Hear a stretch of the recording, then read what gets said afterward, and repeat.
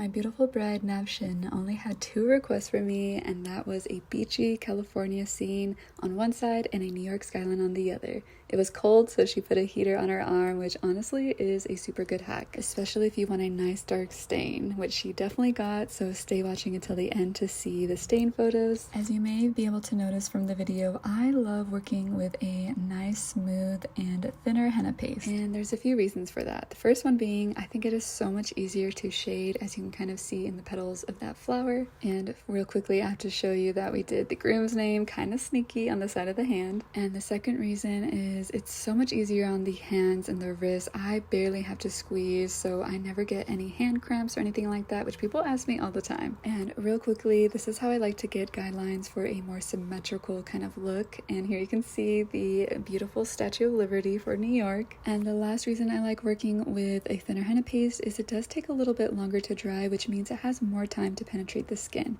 Here's the wraparound, and then last minute we decided to add a little paw print. She had the cutest cat ever, and here's the full thing. Let me know what you guys think, and here's the stain. Oh my god, I love it so much.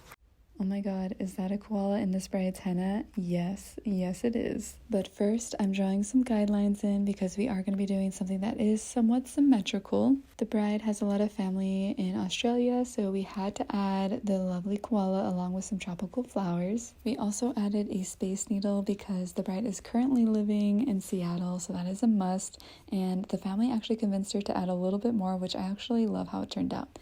Now we're adding the groom's name. And you may be questioning these really thick, luscious vines, but stay watching until the end because the stain payoff is absolutely amazing. I'm definitely in love with the clusters of flowers, this little grid here, and now we're on to an amazing beach scene.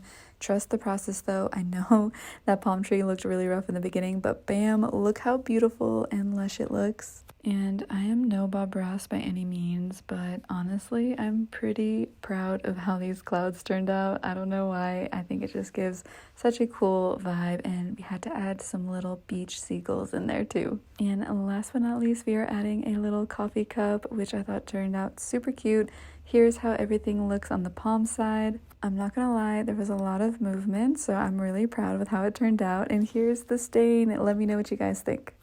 This bridal design was so challenging, but I absolutely love how it turned out. To start, my beautiful bride wanted peacocks, and we were talking about how we just love watching them just roam around freely all over India. The first time I saw a peacock in India, I actually thought it was a cat. If you know, you know. Moving on, of course, we had to add some lotuses, and my bride also wanted me to include the Laker symbol, and she had me put Kobe's numbers inside like this, which was pretty cool. The hardest part was doing Radha Krishna, but I absolutely love doing figure work, so I was really up for the challenge. And on the other side, we added the groom and the bride's initials, J and J, and then we did a rose instead of a lotus, also added their puppy, and on this side we did Krishna. It is very hard to film the figure work, so I'm just adding little details to show you guys the gist. And we did all 4 sides. Here's the stain, and oh my gosh, she is gorgeous.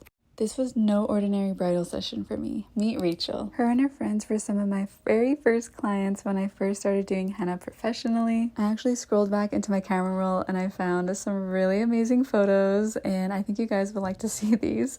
So I did these photos right here for Rachel and her friends for a festival, and as you can see, I've definitely come a long way, and you know, I had to go all out for her. So as you can see, we did Lakshmi Devi, and some years back there was actually this Reddit thread that came out that was basically talking about me not in a very nice way, and I was reading through some of the comments, and there was luckily a lot of people that were coming to my defense. And I remember someone saying that they have actually met me and that the way that the thread was making me to be was actually not accurate, and I was really wondering who that was. And so when I came here for the bridal, I discovered that it was actually her and her husband. So they are definitely my heroes. They are both literally so awesome, amazing human beings, and I'm wishing them all the best.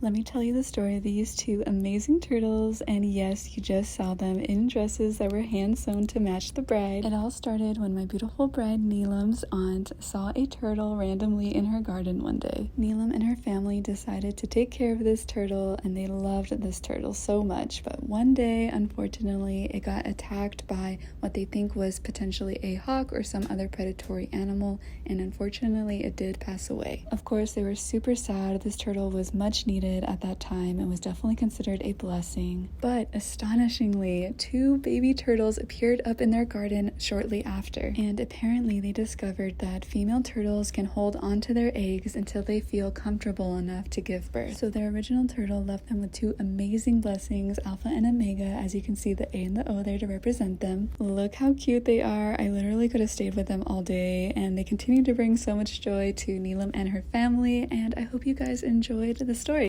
It's not every day that I get to do an octopus in a bride's mehndi, and as you saw from that last clip, my bride actually had her henna party at SeaWorld, and apparently SeaWorld has never done that before, so it was the first of its kind. So clearly my bride's love for the ocean had to be incorporated for her wedding henna. My bride has done a lot of water diving with her fiance as well, and I thought it was just so cool that I got to do something so unique for her. But of course, in addition to all this really cool custom work, we had to go in with some typical henna style, if you will. And honestly, I think that was probably the hardest part, was trying to tie in the traditional elements with all the underwater sea animals, but I think it turned out pretty cool. She did say that she really loved flowers as well, so for the hand, I went heavy on the floral aspects. But of course, the real star of the show, as you saw from the beginning, was this amazing octopus. And we hit a little Harry Potter element in there, the groom's name, and then we also went in with a whale shark. And after the SeaWorld event, I ran up to try to get this quick photo of her staying.